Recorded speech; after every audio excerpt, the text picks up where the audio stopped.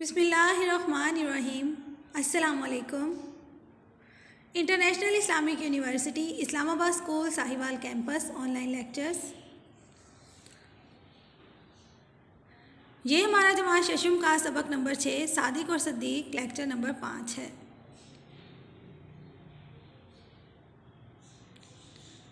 आज के लेक्चर में हम करेंगे सबक की पढ़ाई, नए अल्फाज मायनी।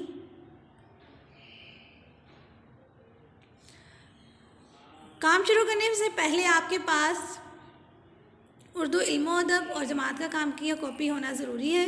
जमात का काम की कॉपी निकालें और उस पर फ़हरिस्त लिखें, नंबर शुमार, तारीख़ और उन्वान हमारा है सादिक और सद्दीक।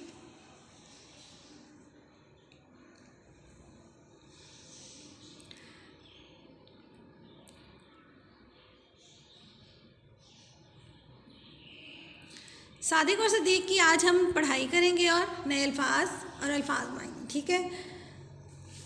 सबसे पहले आप इल्म अदब निकालें और उसकी पढ़ाई करें सफ़ा नंबर 19 पर।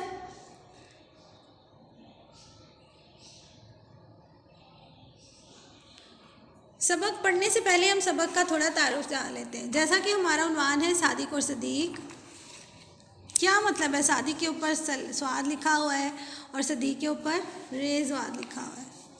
शाबाश। सादिक मतलब सल्लल्लाहु अलैहि वसल्लम और सद्दीक रज़ी अल्लाह अन्हु।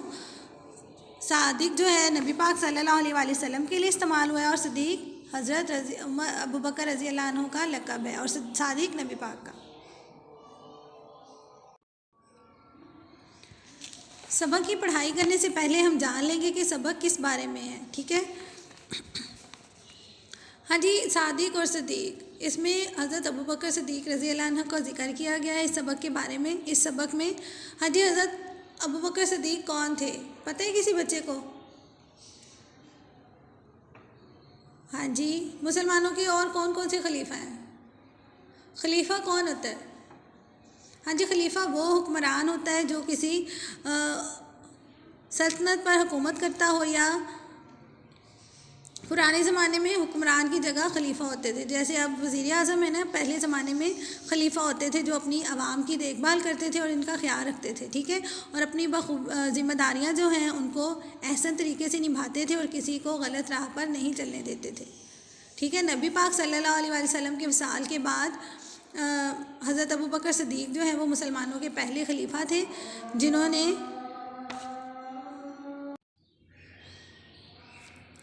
नबी पाक सल्लल्लाहु अलैहि वसल्लम के विसाल के बाद हज़रत अबू बकर सद्दीक मुसलमानों के पहले खलीफा हैं जिन्होंने मुसलमानों की भागदौड़ संभाली और आप सल्लल्लाहु अलैहि वसल्लम के बताए हुए तमाम तरीक़ों और असूलों के मुताबिक अमल किया और लोगों को भी इन असूलों का पाबंद रखा। इन्हें खुलफाए राशिदीन कहा जाता है, ठीक है। उन हुक्मरानों को खुलफाए राशिदीन कहा जाता है जिन्होंने नबी पाक सल्लल्लाहु अलैहि वसल्लम के विसाल के बाद मुसलमानों की भागदौड़ संभाली। हाँ जी, कौन कौन से हैं वो 4 खुलफाए राशिदीन? पता है उनको किसी के नाम? किसी को उनके नाम का पता है तो बताएं। हाँ जी, सबसे पहले हज़रत अबू बकर सिद्दीक, हज़रत उमर फ़ारूक, हज़रत उस्मान और हज़रत अली, ठीक है। ये चारों मुसलमानों के खलीफा हैं। इस सबक में हम हज़रत अबू बकर सिद्दीक के बारे में पढ़ेंगे। हाँ जी, इल्म अदब सफ़ा 19 निकाल लें। इल्म अदब सफ़ा 19 और साथ में उर्दू जमात का काम की कॉपी भी तैयार करें। उन्वान लिखें सादिक और सद्दीक, तारीख़ लिखें, दिन लिखें, नंबर हाशिया लगाएं कच्ची पेंसिल से और बहुत अच्छी लिखाई में आपने काम करना है, ठीक है।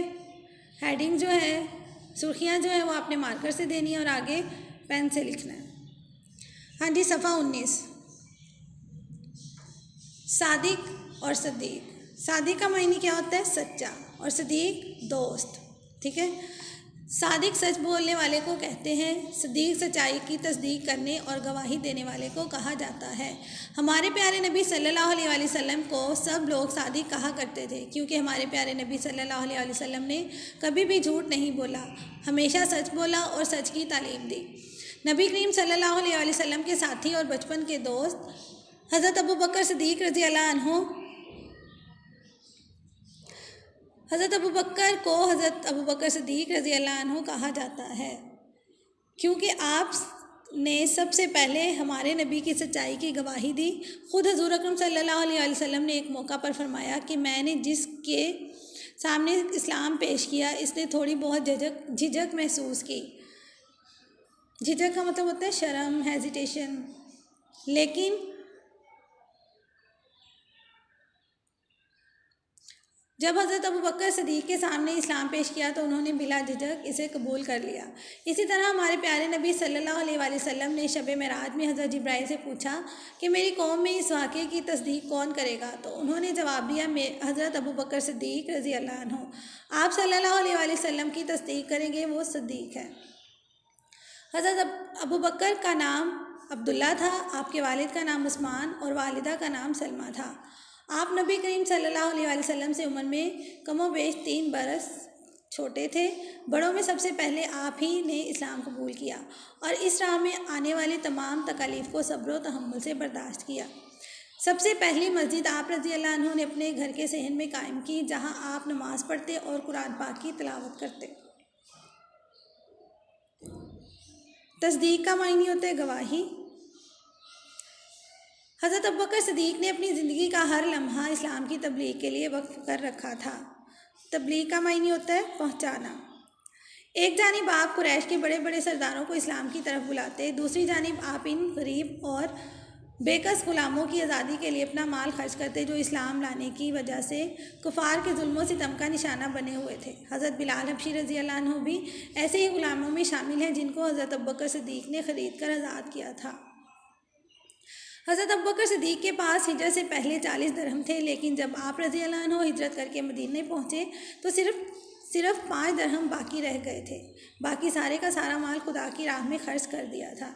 मदीने में मस्जिद नबवी की तामीर के लिए ज़मीन का जो टुकड़ा नबी करीम सल्लल्लाहु अलैहि वसल्लम ने पसंद फरमाया, 2 यतीम बच्चों सहर रज़ी अल्लाह अन्हु और सुहेर रज़ी अल्लाह अन्हु की मलकियत था। दोनों बच्चों ने ये ज़मीन मुफ्त देना चाही, लेकिन हज़ूर अकरम सल्लल्लाहु अलैहि वसल्लम ने इसे कबूल नहीं किया। ज़मीन के इस टुकड़े की कीमत अदा करने की सआदत भी हज़रत अबू बकर सिद्दीक़ को हासिल हुई। सआदत का मायने होता है खुशनसीबी। ग़ज़वा तबूक के मौके पर आप रज़ी अल्लाह अन्हु ने अपने घर का सारा सामान नबी करीम सल्लल्लाहु अलैहि वसल्लम की खिदमत में पेश कर दिया। आप सल्लल्लाहु अलैहि वसल्लम ने पूछा, अब बकर तुमने घर वालों के लिए क्या छोड़ा? आप रज़ी अल्लाह अन्हु ने अर्ज़ किया कि इनके लिए अल्लाह और इसके रसूल सल्लल्लाहु अलैहि वसल्लम को छोड़ा है। रसूल अकरम सल्लल्लाहु अलैहि वसल्लम के साथ सबसे ज़्यादा रहने का शर्फ का मतलब होता है इज़्ज़त, हज़रत अबू बकर सिद्दीक़ को ही हासिल है। इस्लाम कबूल करने के बाद तो गोया एक दिन भी आप नबी करीम सल्लल्लाहु अलैहि वसल्लम से अलग नहीं रहे और मदीना मुनव्वरा की जानिब हिजरत भी आप सल्लल्लाहु अलैहि वसल्लम के साथ की। सफ़र हिजरत में गारे सौर में 3 दिन हज़ूर अकरम सल्लल्लाहु अलैहि वसल्लम की रफ़ाकत में रहने का एजाज़ हासिल हुआ, जिसका ज़िक्र कुरान करीम में भी आया है। इसीलिए आप रज़ी अल्लाह अन्हु को यारे गार भी कहा जाता है। यारे गार मतलब गार का दोस्त। इसके अलावा आप रज़ी अल्लाह अन्हु वाहिद सहाबी हैं जिनकी 4 नस्लें सहाबी हैं, यानी आपके माँ बाप, आप खुद, आपके बेटे और आपके पोते तक सहाबी के दर्जे पर फाइज हैं। हाँ जी, सहाबी कौन होता है? वो मुसलमान जिसने नबी पाक सल्लल्लाहु अलैहि वसल्लम को अपनी ज़िंदगी में देखा हो। नबी करीम सल्लल्लाहु अलैहि वसल्लम के साल के बाद हज़रत अबू बकर सिद्दीक़ को खलीफा मुंतखब किया गया। खिलाफत की जिम्मेदारियां संभालते ही आपको बहुत सी मुश्किलात का सामना करना पड़ा। मुंतखब मतलब चुना जाना, ये साथ साथ आपने मायने लिखते जाना।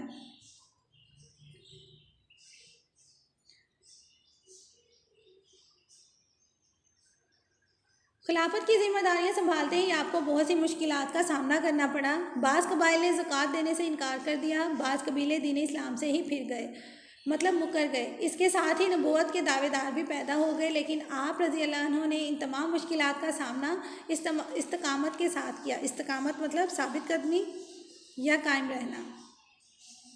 हज़रत अबू बकर सिद्दीक़ की बेशुमार दीनी खिदमात हैं। आपका सबसे अहम कारनामा कुरान पाक को एक जगह जमा करना है। अगरचे कुरान पाक पूरे का पूरा हुज़ूर अकरम सल्लल्लाहु अलैहि वसल्लम के अहद में नाजिल हो चुका था और लिखा भी जा चुका था, लेकिन मुख्तलिफ सहाबा के पास मुख्तलिफ अज्जा थे। पूरा कुरान पूरा कुरान एक जगह जमा नहीं था। आपने अपने दौरे हुकूमत में कुरान को किताबी सूरत में यकजा मतलब इकट्ठा करके इसकी हिफाजत यकीनी बनाई। अगरचे हज़रत अबू बकर सिद्दीक मुसलमानों के खलीफा थे, लेकिन गरीबों और ज़रूरतमंदों का मामूली से मामूली काम करके खुश होते थे, मतलब छोटे से छोटा काम। मदीने की एक नाबीना औरत, नाबीना मतलब जिसको नज़र नहीं आता, मदीने की एक नाबीना औरत के घर का सारा काम आप रज़ी अल्लाह अन्हु खामोशी से करके आ जाया करते थे। आप नहायत सादगी पसंद थे, इस्लाम करने में हमेशा पहल करते और हुकूकुल इबाद का बहुत ख्याल रखते थे। एक मरतबा नबी करीम सल्लल्लाहु अलैहि वसल्लम ने सहाबा से दरियाफ्त फरमाया, आज तुम में से रोज़ेदार कौन है? हज़रत अबू बकर सिद्दीक ने जवाब दिया, या रसूल अल्लाह सल्लल्लाहु अलैहि वसल्लम मैं। फिर पूछा गया, आज तुम में से किसने किसी मुसलमान के जनाजे में शिरकत की? आप रज़ी अल्लाह अन्हु ने जवाब दिया, या रसूल अल्लाह सल्लल्लाहु अलैहि वसल्लम मैंने। फिर आप सल्लल्लाहु अलैहि वसल्लम ने पूछा, तुम में से किसी ने मस्कीन को खाना खिलाया है? किसी ने मरीज़ की अयादत की है? दोनों सवालों के जवाब जिस शख्सियत ने हाँ में दिए वो शख्सियत अबू बकर सिद्दीक ही की थी। हुज़ूर अकरम सल्लल्लाहु अलैहि वसल्लम ने यह सुनकर फरमाया, जिस शख्सियत ने एक दिन में इतनी नेकियां की हैं वो यकीनन जन्नत का हकदार है।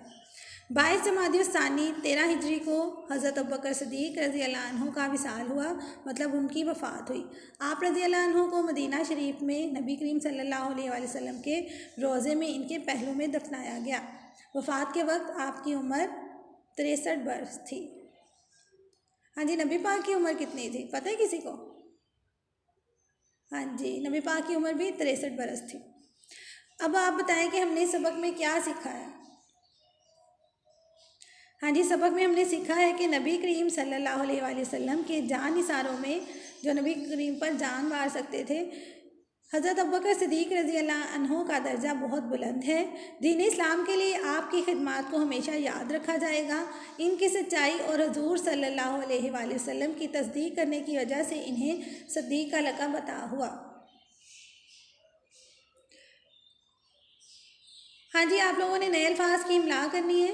शब मेराज, कमोबेश, तहम्मुल, दरहम, सआदत, शर्फ, रफ़ाकत, हिजरत, यारगार, विसाल, फ़ाइज़, दावेदार, इस्तकामत, हकूकुल इबाद, मस्कीन, अयादत, कबाइल, सिद्दीक। हाँ जी, नए अल्फाज की इमला तैयार करके आपने खुशखत घर का काम की कॉपी पर लिखनी है। मश्क 2, आपने हुज़ूर अकरम सल्लल्लाहु अलैहि वसल्लम ने हज़रत अबू बकर सिद्दीक को जन्नती क्यों कहा, यह इस सबक में बताया हुआ है। आपने इस पैराग्राफ को तफसील से लिखना है। मश्क 3 करनी है, अल्फाज के जुमले बनाने हैं, और मश्क 4 में आपने खाली जगह पुर करनी है। ठीक है, या आप जब सबक पढ़ेंगे तो आपको सब कुछ इसके बारे में पता चल जाएगा। अगले लेक्चर में हम करेंगे सवालात के जवाबात, मुरक्कबे अतफ़ी और लाख के। यहाँ पर हमारे लेक्चर का इख्तिताम होता है। अगले लेक्चर के लिए अल्लाह हाफ़िज़।